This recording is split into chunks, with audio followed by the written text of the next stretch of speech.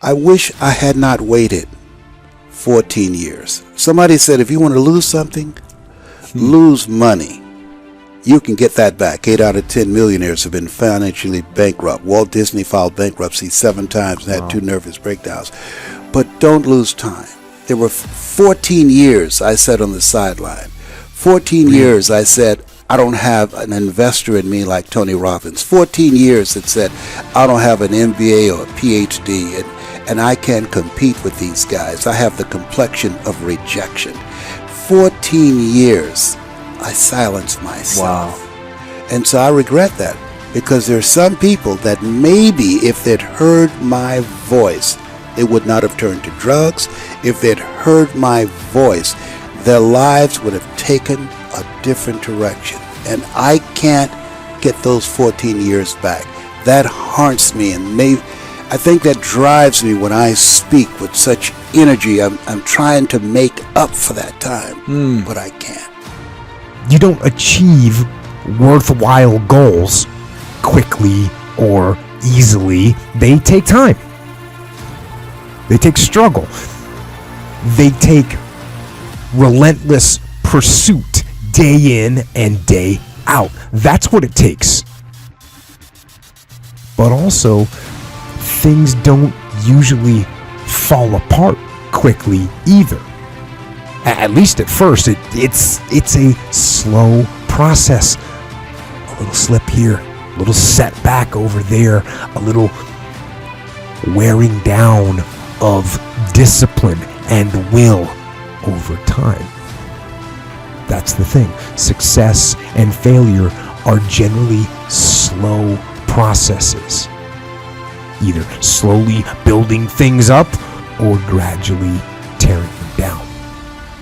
And that's why I say you've got to pay attention.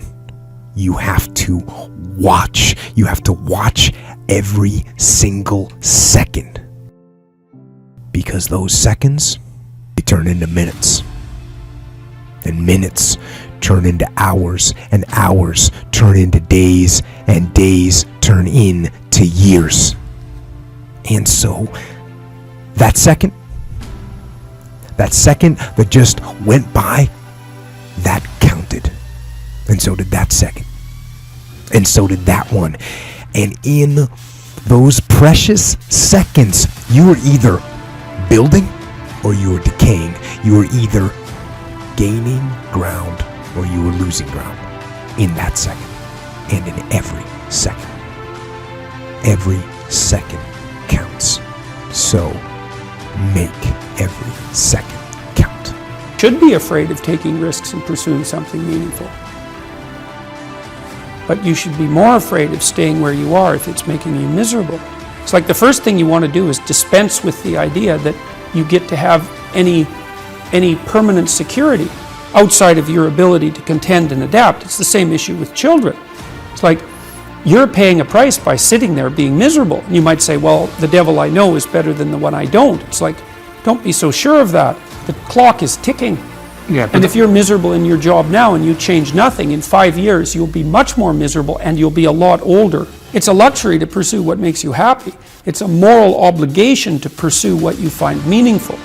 And that doesn't mean it's easy. You know, if you take people, and I've told you this, and you expose them voluntarily to things that they are avoiding and are afraid of, that they know they need to overcome in order to meet their goals, their self-defined goals. If you can teach people to stand up in the face of the things they're afraid of, they get stronger. And you don't know what the upper limits to that are, because you might ask yourself, like, if for 10 years, if you didn't avoid doing what you knew you needed to do, by your own definitions, right, within the value structure that you've created, to the degree that you've done that, what would you be like? Well, there are remarkable people who come into the world from time to time, and there are people who do find out over decades-long periods what they could be like if they were who they were, if they spoke their being forward. And they get stronger and stronger and stronger, and we don't know the limits to that. We do not know the limits to that. Time is short. What is your life? It's even a vapor that appeareth for a little time and then vanisheth away. If someone had told me when I was 20 years old that life was very short and would pass just like that, I wouldn't have believed it. And if I tell you that, you don't believe it either. I cannot get young people to understand how brief life is, how quickly it passes. It seems like yesterday I was in school.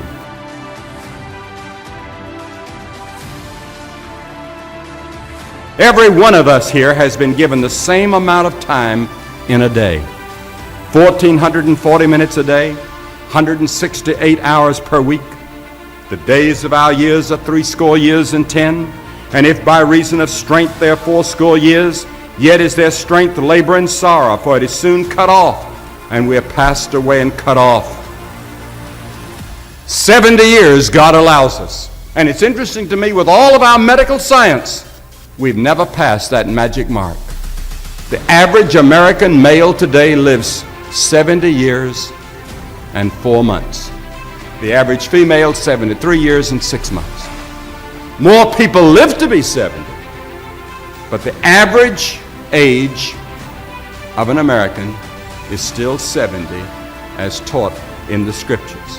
Now 70 years God allows us. So let's think a moment. What do we do with those 70 years? The first 15 are spent in childhood, and then 20 years we sleep.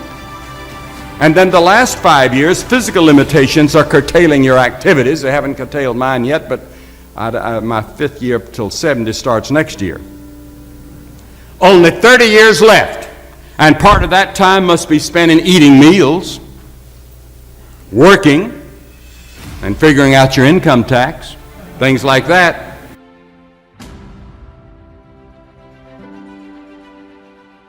Now is the accepted time. The things we ought to do, the classes we ought to take, the books we ought to read, do it now. The family that needs you, spend more time now. Write that letter home now that you've been meaning to write. Money you ought to give now. Time for study, do it now. People you ought to witness to, do it now. Every time the clock ticks, it seems to say now, today, if you will hear his voice.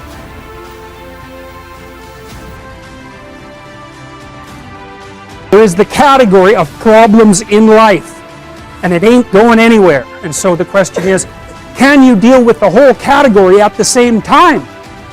That's the thing. That's how to be in the world, is to deal with that category all at the same time.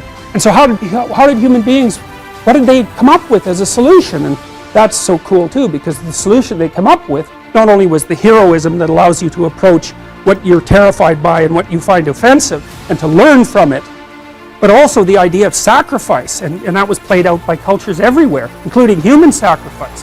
And you think, what the hell was up with those crazy bastards so long ago? They were sacrificing to gods all the time. What kind of clueless behavior was that? Burn something and please God. Burn something valuable and please God. It's like, what was with them? What were they thinking? Well, they weren't stupid, those people. If they were stupid, we wouldn't be here. They were not stupid, and believe me, they lived under a lot harsher conditions than we do. So those were some tough people, man. You know, back then you'd last about 15 minutes. And so you don't want to be thinking of your ancestors as stupid. Like, there's no real evidence that we're much different cognitively than we were 150,000 years ago.